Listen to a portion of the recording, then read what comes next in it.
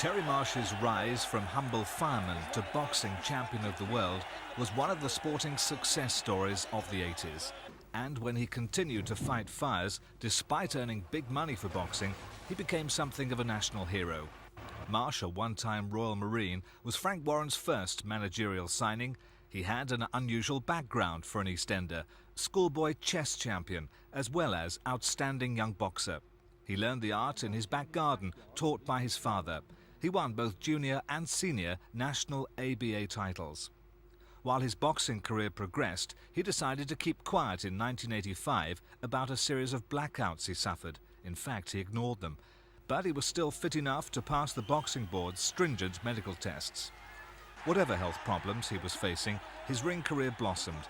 And in March 1987, in a circus tent in his hometown of Basildon, he became the IBF light welterweight champion of the world. He's one of the most respected people. September 14, 1987 was the date that changed Marsh's life. He revealed in The Sun that he was suffering from epilepsy and one more punch could kill him.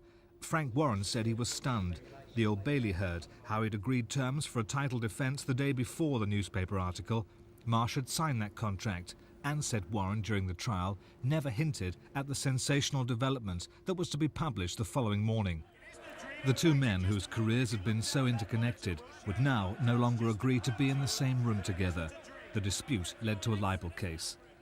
Marsh left boxing with an immaculate record of 26 wins and 1 draw in 27 pro fights, and, significantly, undefeated champion of the world. He attended brain specialists to determine the extent of the epilepsy.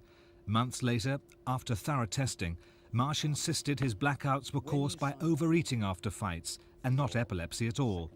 He was seeking further medical advice to resume his career in the States when he was arrested at Heathrow Airport on his return home. Only now can he complete that journey. I just hope that, when he comes home, everybody stands up and applauds him and recognises, what he's been through.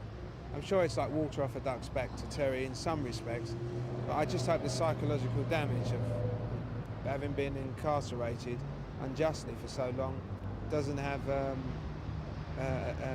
negative effect. We can but hope. There's no recompense. I shouldn't have thought. I can't imagine him suing the police for wrongful arrest or something. I never quite heard of that. And I dare say he's game enough to do it, by the way, Terry Marsh. That he is. But I doubt if that would happen.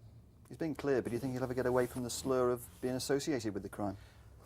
I doubt it, do you? I wouldn't have thought so. These, the mud sticks, doesn't it? Sometimes unfairly, I think he'll probably get over it in his way of life. I don't think that'll bother him in films or whatever he works at now and that kind of thing. And he's a strong enough character to let it go over his head, Terry. He's very East End.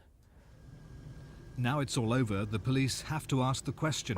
As Terry Marsh didn't shoot to kill Frank Warren, who did? The police said tonight they won't be reopening the case.